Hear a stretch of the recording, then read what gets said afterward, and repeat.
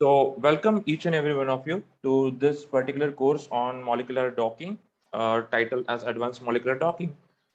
And my name is Jitesh Doshi. I will be your instructor for this entire course. In this course, let me give you a very quick introduction about what you will be doing, and then I'll ask you some questions so I'll get to know all of you a little bit better. So this course is intended for biologists, biochemists, pharmaceutical chemists, or pharmacy students, and many other related subject students to understand the role of computational techniques in understanding the molecular interactions. That's what the docking is. We'll be going into the details of what the docking is and how do we do that and so on. This is a kind of a workshop based on both theory as well as the demonstration of the software that we'll be using. So you can also perform the hands-on sessions along with whatever material will be given for practice, so that you should get an confidence. What that is the goal at the end of this workshop, to get a confidence in using these tools fluently whenever you need to understand any aspect of the molecular interactions. With this, there are few instructions at the start I would like to give. First of all, I know that many of you may be new to this particular subject, and the subject is very vast. There are a lot of different things that we need to consider. So there are going to be times where you feel that you are not familiar with something, or there are few terminologies on the screen that you don't know, or there might be something that I might just assume that you know, but you have never been studying that because you are all coming from different backgrounds. So it will be really good if you can keep on asking the questions. Ask as many questions as you want, as you can. That will make this session much more interesting, interactive, and fruitful to each and every one of you. At the end of this, you should feel confident about using these tools on your own whenever the need be. The basis for this is going to be some freely accessible open source tools. We're not going to use any commercial or high-fi tools as such. So the basic requirement is that you understand basic of chemistry, basic of biology, and you understand basics of computing, everyday computing, how to edit files, how to save it in different format. For questions, okay, there is a question. Should we unmute our mic or message you? Well, unmuting is really good because you cannot always explain the question in the short message. So you are expected to unmute. So you can just use the option raise hand. As soon as you raise hand, I'll pause so you can unmute yourself and you can ask your question absolutely.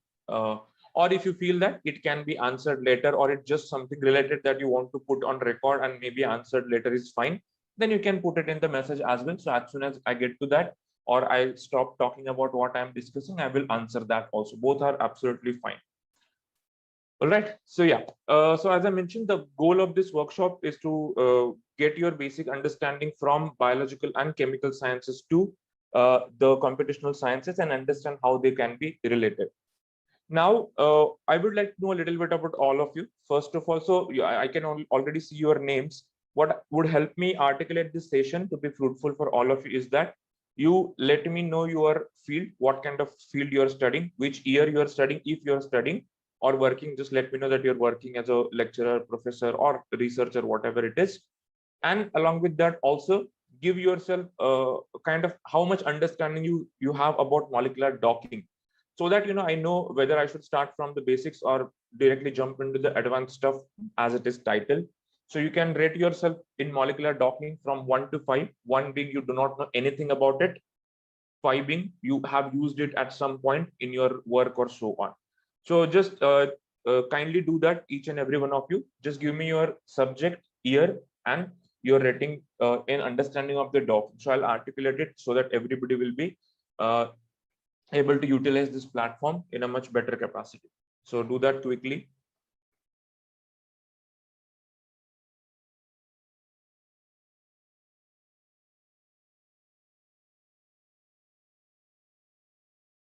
Fourth year biotech, very new to the docking. That's good. Okay. B Farm, third year, completely new. All right. You don't have to give your names. I can see them already. Final year B Farm. Okay. Again, new to the docking. Pharmaceutical science, okay, in the faculty, okay, that's great. B Farm third year, one, right?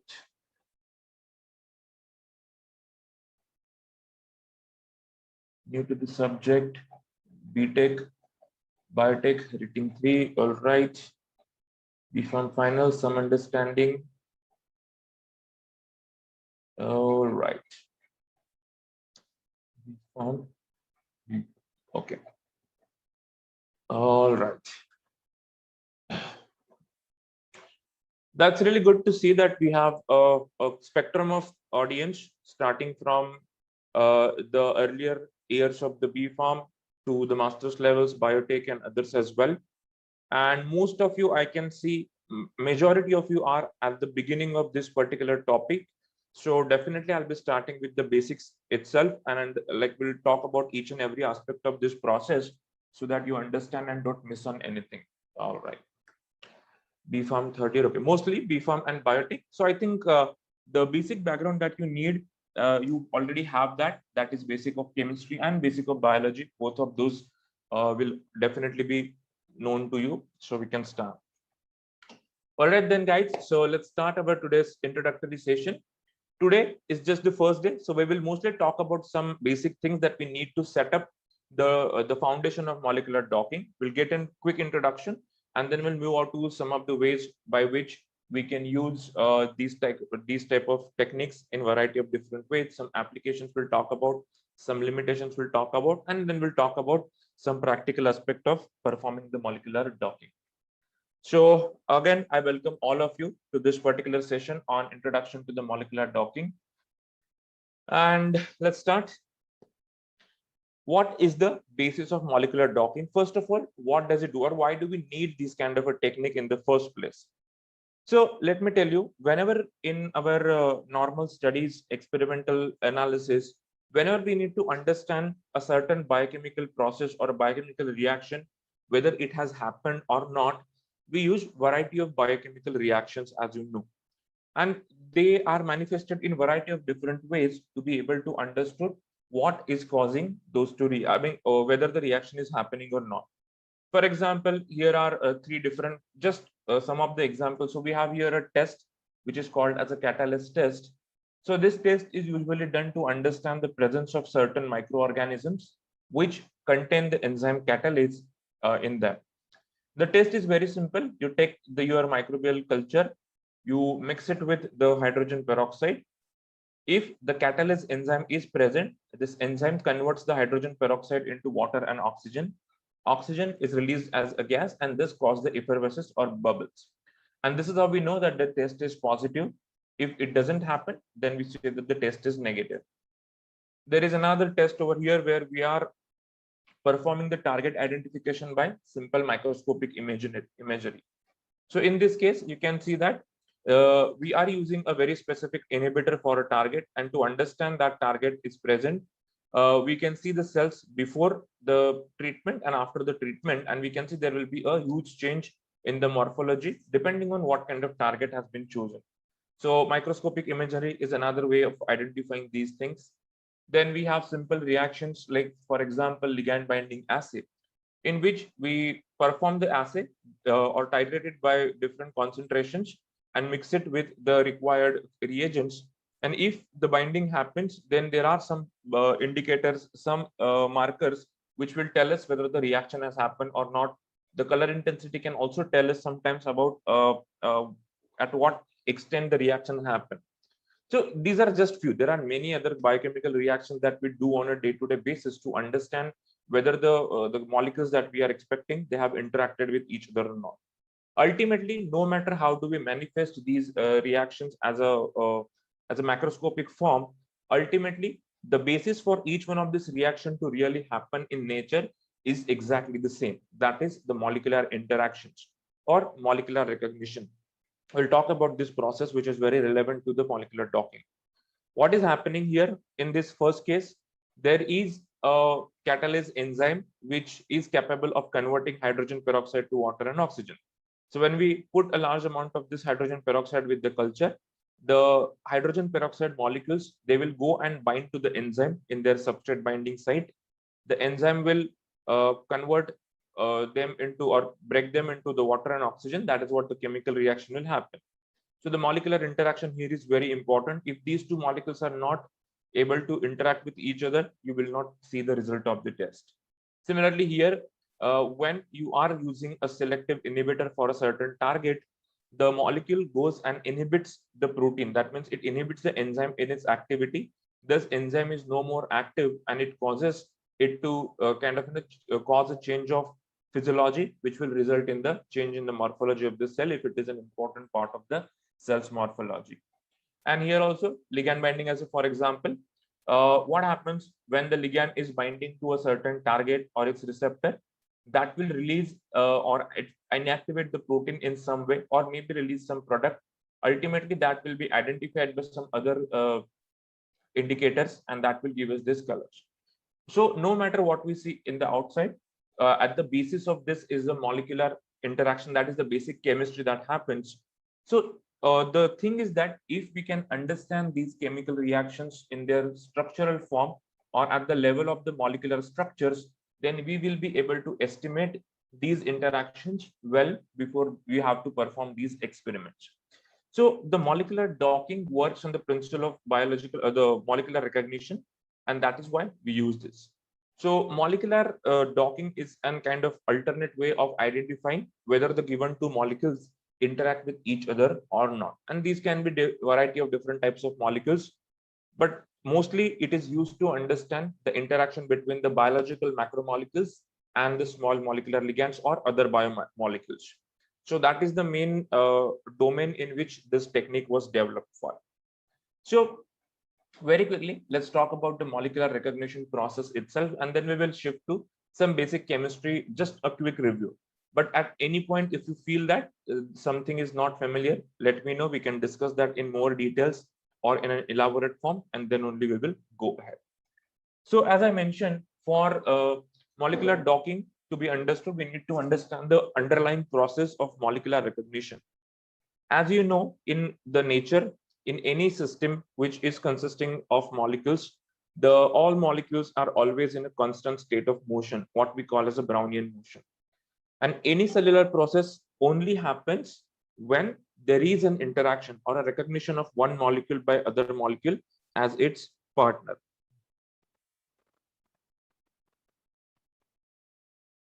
So to be able to have these interactions, what is necessary? Well, to interact with each other, the molecules or the atoms of the molecules, they should apply some forces on each other which are attractive in nature. As we know, the chemical forces, different types of chemical forces are there. They can be attractive, they can be repulsive. The very basic and the simplest force, as for example, we can see the charge dependent forces. As we know, the positive charges will repel each other, while positive negative will interact with each other. So these all interactions that happen at the molecular level, they are governed by variety of intermolecular forces, which and especially of attraction. So only when these two molecules which are coming close to each other, if they have the forces of attraction with each other, then they will come closer, they stay with each other, and that will give them the time and space required to undergo a chemical reaction or a chemical transformation. If the forces interacting of repulsive in nature, they will very quickly go away from each other, and they will try to start looking for some other binding partners in the reaction where they can actually undergo a chemical reaction. So if we can understand the basis of these intermolecular forces of attraction, we will be able to judge these interactions just based on the structure or the atomic arrangements or atomic composition of the molecule. That's the whole idea behind molecular docking. So with this information, the goal of molecular docking studies is to answer two questions. So what we're trying to do with these kind of studies is that, given the structures of two biomolecules, determine if these two molecules can interact with each other favorably. And if they do interact, then answer in what orientation or in what conformation these two maximize the interaction between them and minimize the energy of the entire complex. So the energy is a most important term here, because everything, all of these forces will lead to the energy. This energy will tell us whether the reaction is happening in a favorable manner or unfavorable manner. So all of these basic chemistry that we have talked about, the molecular structures, atomic rearrangements, the conformation, the energy, the forces, everything is interlinked here in molecular docking. And the models which are used for docking, they will kind of come together and give us the view of this. We are not going to directly jump into the techniques of molecular docking. We will set our base. We will understand the foundational principles, that how does it work, how do we understand these structures and so on, and then we will move on to these different practical aspects of it. So this is what we are trying to achieve with molecular docking. Now, to understand the molecular docking, there are few things we need to be aware of, and I will very quickly go over those things so that we will be able to perform this docking in a much appropriate manner. So let's see what are those things are, what we need to know when we are looking for any kind of molecular docking applications, what we are actually getting ourselves into. So to understand molecular docking, which is based on the interactions, these interactions are, I'll just note down some of the key terms here. Wait a second. So we need to understand first the molecular interactions which are present in each. To understand these molecular interactions, we need to be aware of different types of forces which act. So IMF, or intermolecular forces of attraction as well as repulsion. When we know about the forces, to compute those, we need to understand what are the different types of forces which act on each atom. To understand that, we need to understand the structure of the molecule.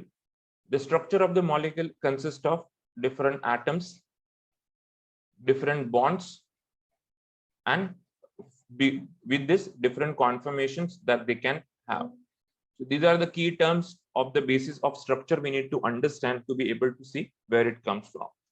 So based on the atoms, bonds, and conformation, we can understand that what kind of forces they will be able to exert on other molecules or other atoms in the vicinity. And then if we know the forces, we can compute the energy. If we know the energy, we can understand the chemical reaction happening. So that comes from the basic thermodynamics, that how we can understand the energy and the chemical reaction which is happening over there. So our the agenda will be to first understand the molecular structures properly, understand what do they mean and what are the key aspects of the energy, how it is related to the energy, and then going forward, understand the biological systems and their structure and their role. Once we understand that, then we will look at the interaction between these two systems, that how do we generate these kind of models. So molecular docking is a very elaborate technique, and it can be applied to variety of different types of systems. And it can understand variety of different types of interactions which happen in the chemical system. So when we talk that, okay, these interactions are governed by the intermolecular forces or intermolecular interactions, what are these different types of interactions that happen and what is the basis of those? Well, there could be variety of different processes that happen at the chemical level. Some of the most important interactions you might have studied in your basic chemistry is that we have weak van der Waals interactions, which can happen, which are non-bonded in nature and can happen between different atoms. Hydrophobic interactions, when we have any hydrophobic atoms, they can have these interactions. Dipole-dipole interactions, because of the different charge distribution, there is a dipole which shows the direction of the total force which is acting in a molecule, and then it can give us these interactions. Then we have hydrogen bond interactions, which are very important, specifically in biological context, because most of the biomolecules, as you can see, whether it's a protein, it's a DNA, they are held together completely by the hydrogen bonds. They are very strong kind of interactions which stabilize many interactions. So even when the different molecules go and bind to these biological systems, they also form these hydrogen bond interactions with the biological system. So these are also very important. Then we have ion dipole interactions. So different charge ions can interact with the dipole of a certain molecule and interact with it to generate some forces, thus contribution to the energy. Same way we have ion-ion or ionic interactions. and we have covalent interactions, which are the strongest of all of this listed here. So here, as you can see, these are listed in increasing order of their strength. Van der Waals are the weakest, while the covalent are the strongest of the interactions. So covalent interactions, as you know, they are formed when the two atoms, they share their electrons, or their orbitals are overlapping, and that forms an extremely strong connection between those. So these are some of the type of interactions which give rise to a certain chemical reaction that happens. It need not always be the formation or the breaking of covalent bond. It can also be a non-bonded interaction which leads to the certain transformations. So in the most common type of molecular docking, we usually don't talk about the covalent interactions very commonly, but we do talk about rest of the other type of interaction. So given two molecules, we try to understand how many of these attractive interactions are possible between the given two molecules, and based on that, what would be the binding energy of these two systems, so that we can understand its favorability for a chemical transformation or chemical reaction. So these are the things we'll be discussing in this course, that how these are computed, what are the different models, and how do we relate it to the binding of the molecules. In biomolecular systems, the contribution of hydrogen bonds is very important. They are very prevalent, and you can significantly see how they interact with a variety of different systems and compute those also very easily. So what exactly are these interactions? Well, we know about hydrogen bonds. I hope everybody of you know, but still, if you're not aware, those are simplest bond which are caused because of the charge distribution and the partial opposite charges on different molecules. Like even if you look at the simple water molecule or water as such, so you will see that entire water all the water molecules are bound to each other or held together with each other through the series of hydrogen bond interactions. So as you can see here, water molecule has hydrogen, oxygen, hydrogen. Because oxygen being electronegative, it will pull the electrons more towards itself. It will have a partial negative charge. Hydrogens thus will have the partial positive charge. So this positive of this hydrogen will interact with the negative of other oxygen, and this way it will form these bonds. So these kind of bonds are caused as the hydrogen bond. We'll define them very technically later and understand how to compute them all. So a result of a docking is this: once you perform, let's say you have a protein and let's say you have a drug molecule and you want to dock them with each other, what do we get is, with respect to the protein, where exactly is the best position or conformation for this molecule to bind, and what are the different types of interaction that the molecule will have with the protein. That is what one of the type of docking would do for us. This is the kind of output we get, and that's why we do this kind of a docking. So now what we'll do is we'll very quickly talk about the different types of docking, and then we will talk about the basis of molecular structures. That will be our today's agenda. So molecular docking can be done for a variety of molecules. It doesn't have to be always the small molecule and the protein as such, but it can be between variety of different types of molecules. And based on what you're looking for in your system, you can understand these different types of docking. So if you want to understand the interaction between the two different proteins, you can perform the protein-protein docking. In this, the protein molecules, which are very big in size, they are huge, because these kind of interactions are very important in formation of different protein complexes in many chemical reaction, where one protein interacts with another protein, giving rise to the next cascade reaction or activates a cascade reaction.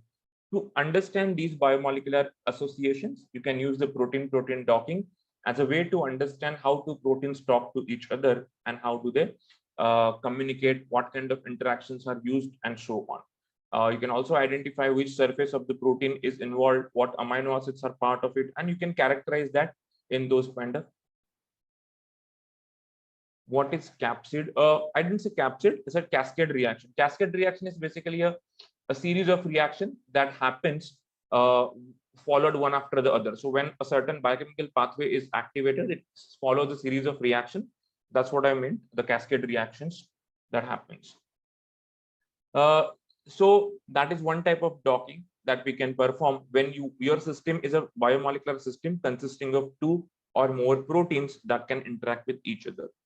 You can also perform the protein peptide docking. Well, proteins and peptides are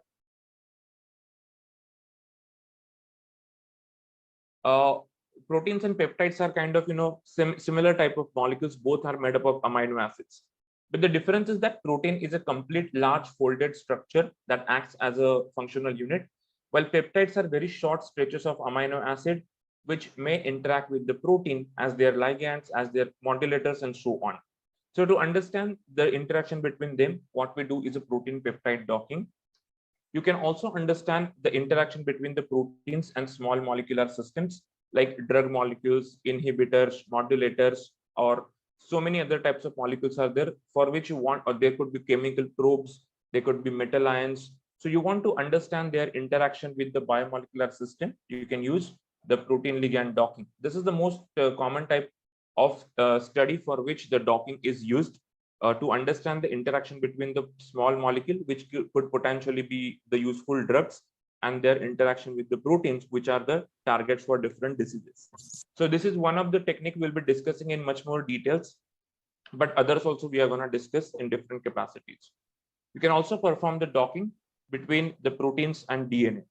So there are many reactions in which the DNA and proteins are involved. So for example, the DNA replication or polymerization, where we have DNA polymerase, which sits on the DNA and binds. We have different proteins like transcription factor binding sites. We have different activator proteins, which different regulator proteins.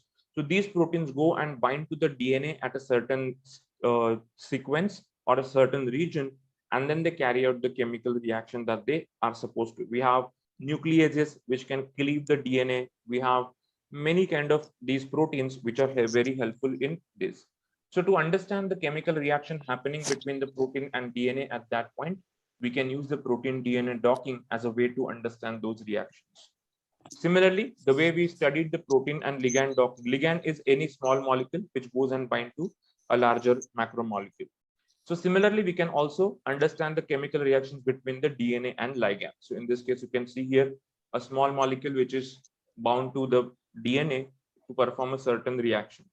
So to understand all of these different types, we have different types of molecular docking that has been developed. For each one of this, we have a different software, different tool available to perform these kind of analysis. So essentially what we are doing is, let's say you want to understand the interaction between the two proteins. You understand the role of the protein structures, how they are important. You understand how they can be produced on computer, and how we can use an appropriate program to understand their reactions. That's what we will be doing in this case. Or depending on what system you're using, you can use any one of the docking algorithm that is appropriate. Okay, that's extremely basic of docking, but the technical part is still much more complex. That how exactly does it do all of these things? That will be the discussion for another session. There are also some very specialized types of docking that are there, which we'll be again discussing. Like for example, you can also do the docking with the water molecules around to understand the role of those in the interaction.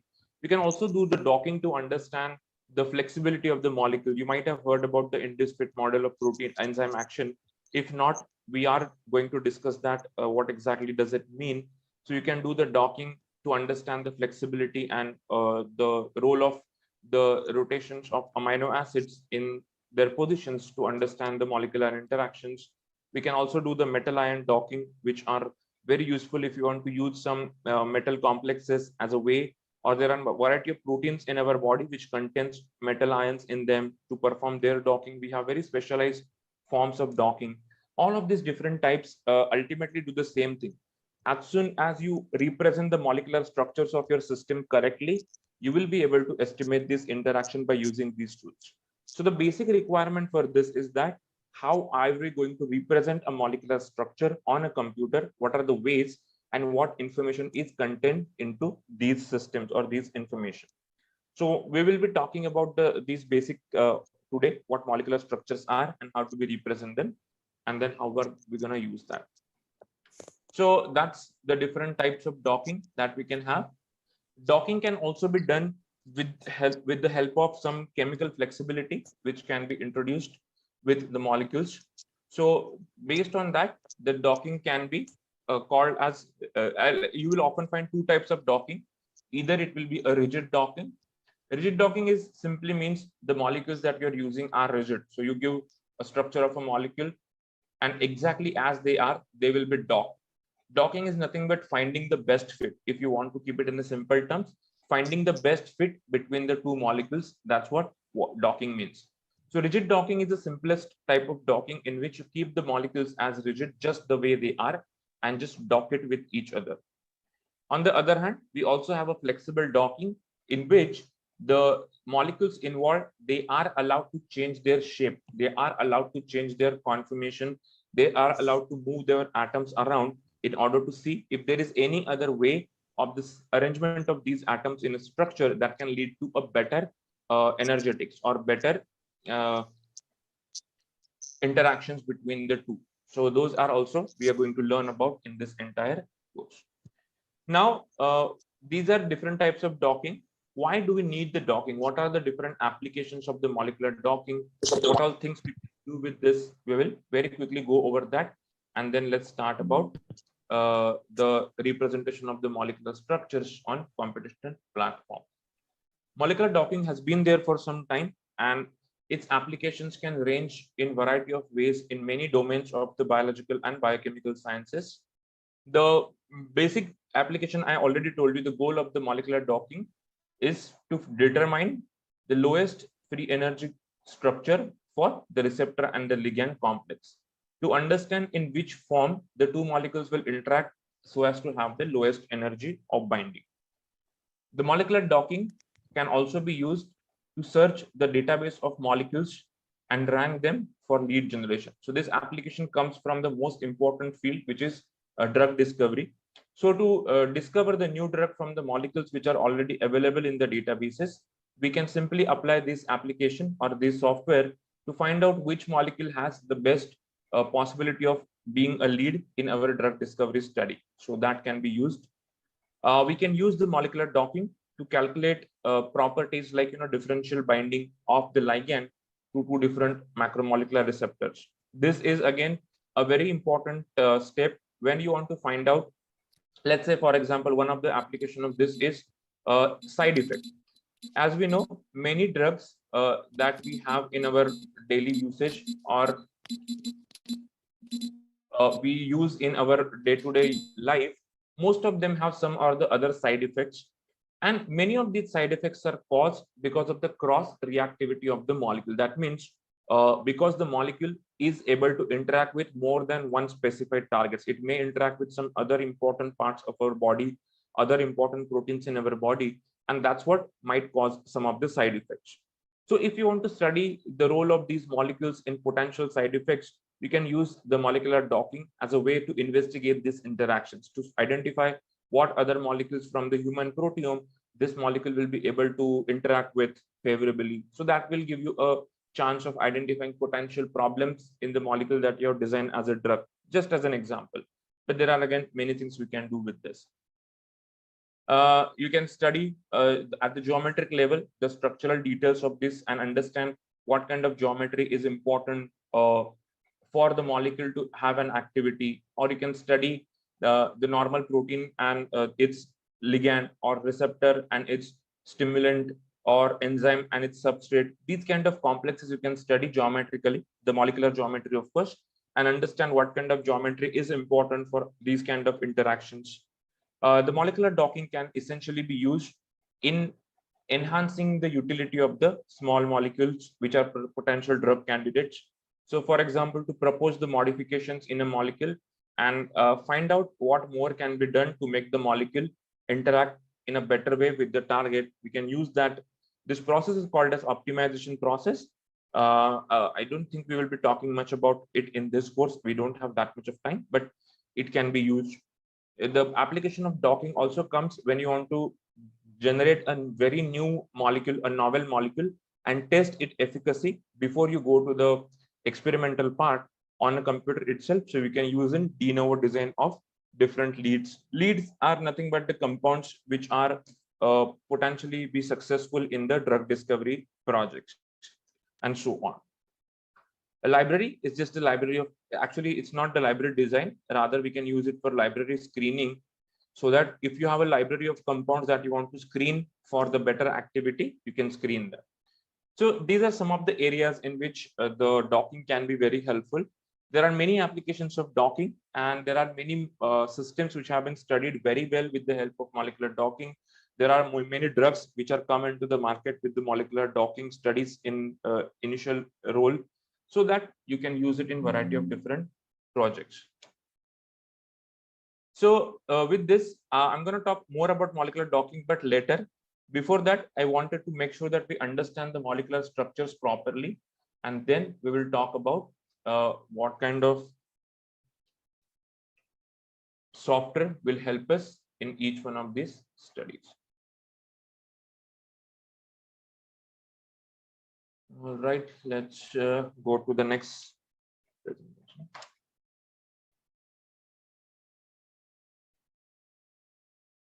All right. So as I mentioned, to actually perform the docking, you need to first understand the basis, the molecular structures themselves, how they are created, what is the role of each one of the information in the molecular docking. So our next topic of discussion is going to be the representation of molecular structures in molecular docking studies. Okay, so we learn about first how they are represented, and then how do we use this information. Molecular structures are the key ingredient in any one of these studies. What exactly is a molecular structure? Well, molecular structure depicts a very specific arrangement of atoms in a given molecule. As we know, every molecule is made up of different types of atoms. Every molecule is represented in a certain geometric form, because that's how the chemistry happens. We may talk about this chemistry a little bit in detail. So structure of a molecule is nothing but a specific arrangement of atoms in a three-dimensional space. So for example, when we look at the water molecule, we write it as chemically H2O. We know that it contains 2 hydrogens and 1 oxygen. But in three-dimensional space, when these atoms are present in reality, the oxygen is present and it is connected to hydrogens at a certain angle. So it forms a chemical structure in which there is a certain distance between the atom of oxygen and hydrogen, what we call as a bond length. A certain bond length will be there. Then these hydrogens are directed in such a way that they form a certain angle between these two bonds, what we call as a bond angle. So to define a molecular structure of water, we will need 3 things: the definition of all the atoms involved, the bond lengths between every pair of connected atoms, and the third is the bond angle between every pair of bonds which is present, consecutive bonds which is present. So these 3 things can help us draw the structure. But in this case, the let's say, for example, we have another molecule, let's say H2O2. Now in this case, how exactly the structure is? So for example, we have an oxygen attached, and let's say we have hydrogen attached. Okay, for example. Now, this is a very simplistic linear representation, but what are the bond angles? What are the bond lengths that will determine how they are arranged? But in this case, now that we have 4 atoms, only having these 3 components is not enough. We also want to identify something that is in 3D space, because angles are 2D geometry. They only can tell us in 2-dimensional plane how the things are placed. But if you want to find out in 3D, like for example, if this H is behind the plane or in front of the plane, or it is above the plane or below the plane, to define these 3D geometries, we need a 4th coordinate in this. That is what we call as a, let's say some atom is there, we call as a torsional angle. So that is a third type of coordinate we need. So torsional angle, just for those who are again new to this term, or it's also can be complementary with the dihedral angle. So when 4 atoms are connected to each other, the first 3 atoms, they can create one geometric plane, 2D. Next 3 atoms can have another geometric plane, and the angle between them is called as torsional angle. Essentially, what it shows is that in 3D, what are the positions of each one of the atom, and that's what we need. So for any molecular structure to be defined, we need these components. Very quickly, I'll go over this again, because I'm not sure how many of you have studied all of these in detail. So when you want to study the molecular structure, it's defined by the bond lengths and bond angles. Then, I mean, those are the four things that I talked about, and these are the few properties which we associate with the every molecular structure. It tells us about all of these properties. They ultimately will, based on the type of atoms present, their charges, we can understand the bond polarity, which also is very important.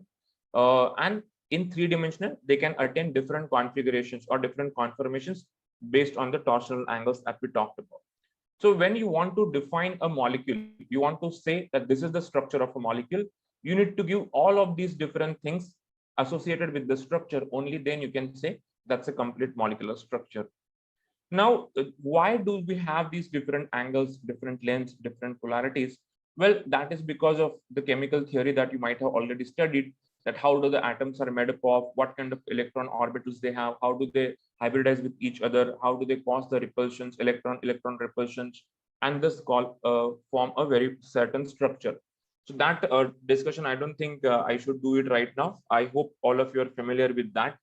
So why do we need to worry about this detailed representation of a structure when we report the molecular structure on a computer? The reason is that very simple. These structures or these arrangements are the key to understand their function. These are the ones which are responsible for any property or any function of the molecule that they do, whether how do they interact, what function do they do. Everything will be dependent on what kind of structure do they have. If their structure changes, the function is also going to change. So even if you take a simple example, like different kind of chemical isomers, let's say enantiomers.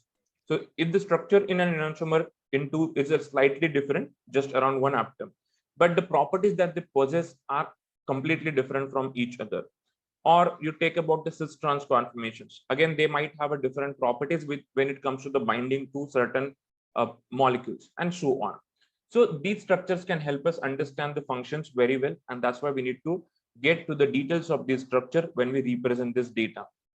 Traditionally, you already might have seen variety of chemical structures which have been represented by simple 2D diagrams, like for something like, let's say benzene is represented like this, or we have simple cyclohexene, which is represented like this. But our world is not 2D. The molecules do not exist as a 2D molecule, but rather they have their arrangements made in a 3D, and that's what we are expected to find for every molecule. Now, in reality, how does this come into picture? How does the 3D structure is formed? It's very simple. There is a very strong correlation between the structure of or arrangement of the atoms and the energy of the atoms, which causes these kind of things. So that's the reason why we need to learn about these structures very well before we use them in any of the application. Let's take another example. Let's say a simple structure of methane, for example. As we know, we express the methane on a paper or in any document, something like this. We know, or CH4 simply. We know that it is made up of 1 carbon and 4 hydrogen. But then what is the structure or arrangement of these atoms in actual 3D coordinate system? That is what the real structure of the methane is. So what happens in this case? Carbon has these 4 valence electrons, which are going to share themselves with the hydrogen electrons, which only have single electron. There is going to be the electron overlapping in the orbitals, and that's what will cause this covalent bond to form. But because these orbitals are not like this line, they have different types of shape. We have spherical shape, we have dumbbell shape, and so we have these different kinds of orbital shapes that we have done. So because of this, there is a electron repulsion that happens, and it pushes these atoms away from each other. Now, because of this push, because of these forces being introduced, there will be an increase in the energy of the system, and the molecule will be forced to stabilize itself at the lower energy where these repulsion is the minimal or no repulsion. And that's why when we see the 3D structure of the methane, there is a carbon, there is a hydrogen, there is a hydrogen here, another hydrogen here, and another hydrogen behind the plane, as if you can imagine. So this kind of a tetrahedral shape is what is formed for the methane, and that is what the 3D structure of methane looks like. Now, this is a very small molecule, so it's easy to understand and interpret this and know it. But for all the molecules, we cannot understand this right away just by looking at their molecular formula. We had to have some method of representing these chemical structures in their correct 3D form so as to make better use of them in any computation. If these structures are not correctly represented, for example, by mistake, you use a methane structure where the hydrogens are attached in this way in 3D haphazardly, the properties, the binding of this that you're going to see is going to be completely unreal. It will not show the real interaction that are happening between the molecules. So that's the reason these molecules needs to be very correctly represented before you use them for any kind of molecular docking protocols, so that you don't miss out any important information. So based on these arrangements, there are different protocols have been developed which can find out the most stable or the minimum energy structure of any given molecule. So no, for example, when you have the cyclohexane, it doesn't stay as this. It has either, as you might have studied, chair conformation or a board conformation. That is the 3D structure in which it is found. Because whatever interaction happened within the atoms of carbon and hydrogens of this, because of that.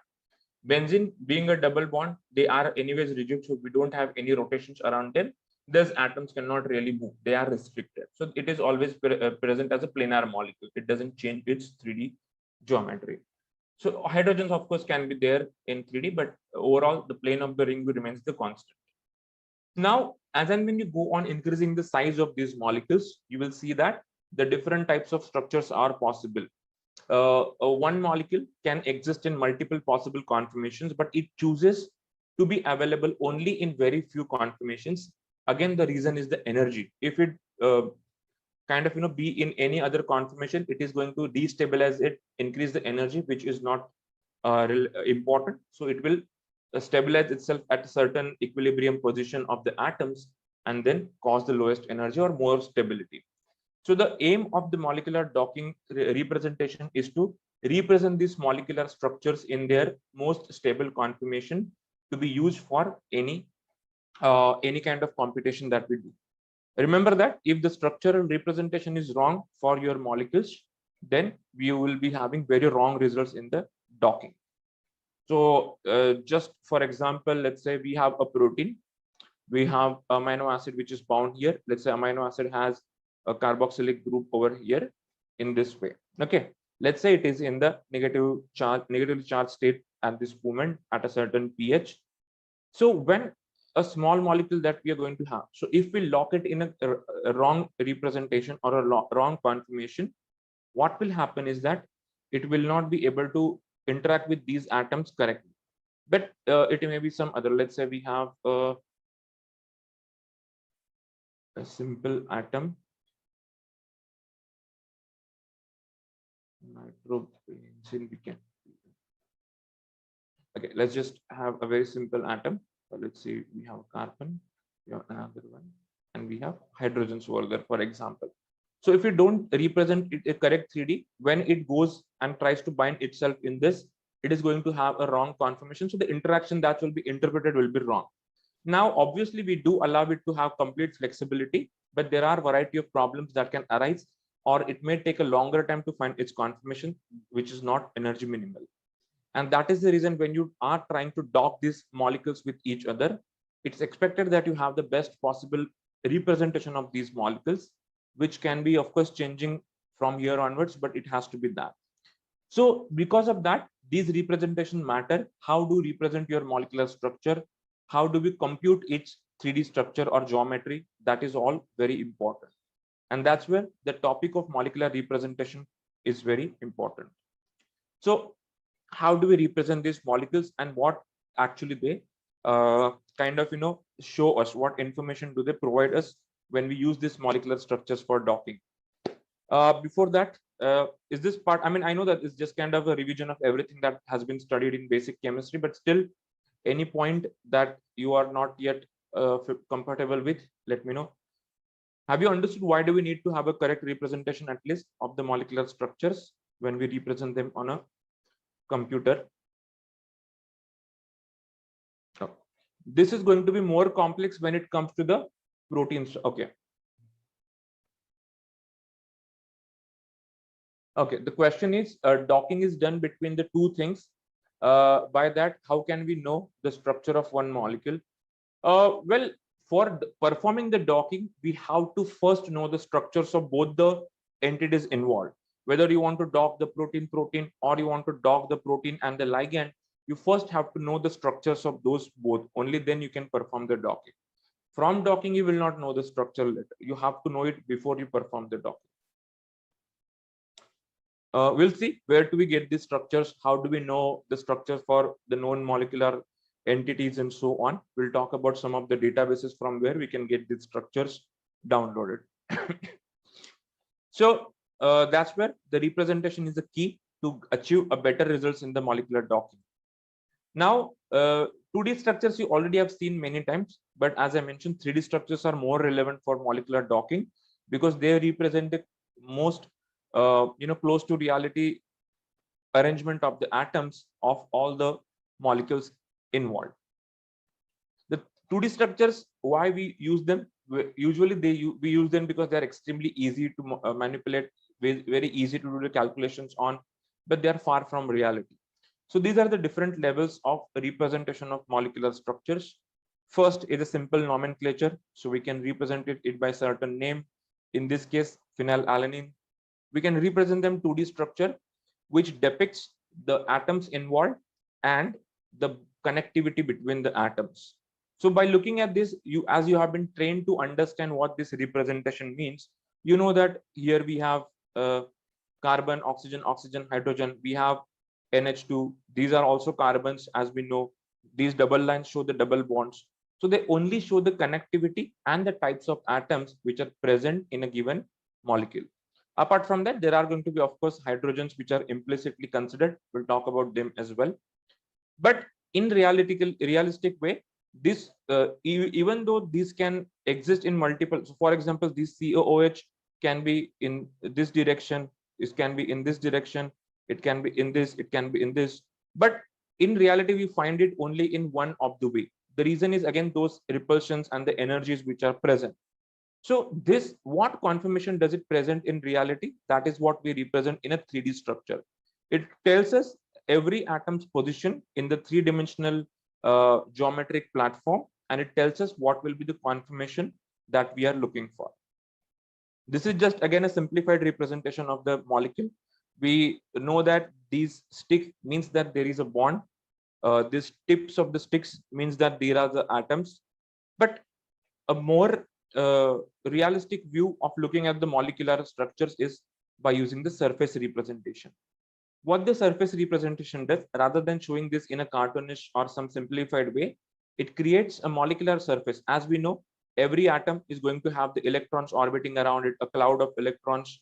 They are going to overlap. So this overlapping causes of, as you can see, a sphere of influence, as you can imagine. And that is what the real structure looks like of a molecule, because that entire area, even though it may have a vacuum for large space, it still is under the influence of all the subatomic particles which are present. So the molecular surface tries to represent that entire view of the molecule, which makes it easy to visualize what kind of interactions are happening, whether there will be an repulsion between the atoms and so on. So all of this is represented by this. So these are the different levels at which we can represent the molecules on a computer based on our requirement. For biomolecules like proteins and DNA, the 2D structures are not possible because they are extremely big structures. It's very difficult to lay them down flat as a 2D structure. So often they need to be represented in 3D surface, 3D structures or surface representation only. So that is how we represent the structures. But how this information is given on a computer to the software? How does the computer read this information or data about the structure of a molecule? So this information is provided to the computer or a software in a form of coordinate system or a form of coordinates. Again, as I'm assuming here, most of you are familiar with what a coordinate system is. Coordinate system is a geometric system to place any entity in a 2D or 3D space or even multidimensional space in different ways. So we usually are familiar with our XY coordinate system, which used for plotting the data and all, which shows us that the position of any or any one of the entity or a data point in X and Y coordinate. But our universe, as I mentioned, is 3D. So we also have a third coordinate, which is called as Z coordinate. It explains the position of each atom in this particular 3D coordinate system. So if let's say we have a structure something like this, then the this particular atom is present in some 3D space, certain distance in negative x-axis, certain distance in this y-axis, and certain distance in z-axis. So all of these three values, they represent the position of this atom. And similarly, every atom is represented as a molecular structure in terms of its molecular coordinate or the coordinates of their positions. And that's how we represent this molecular structures. So these are a variety of ways through which we can represent the molecular structures on a computer. But for the sake of this particular study, we are only going to make use of the connection tables. We are not going to look at any other molecules representation as of now. So now here we have a certain molecule. Can someone identify what molecule is this on the top right corner? Does anyone know what kind of molecule is this?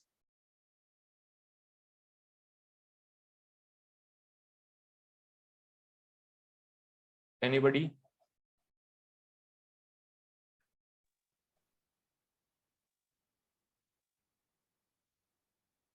Acetic anhydride. Okay. All right.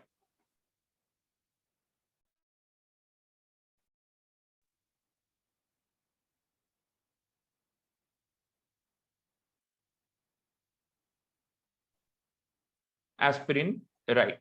It is the structure of aspirin or acetyl salicylic acid. That's what this structure belongs to. So one of you has answered correctly.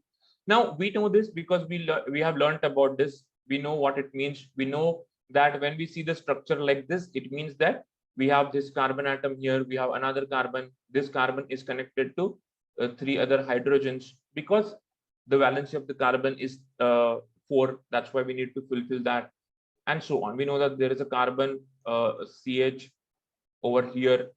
Here also we have CH, and so on. So all of this we know because we have learned about it.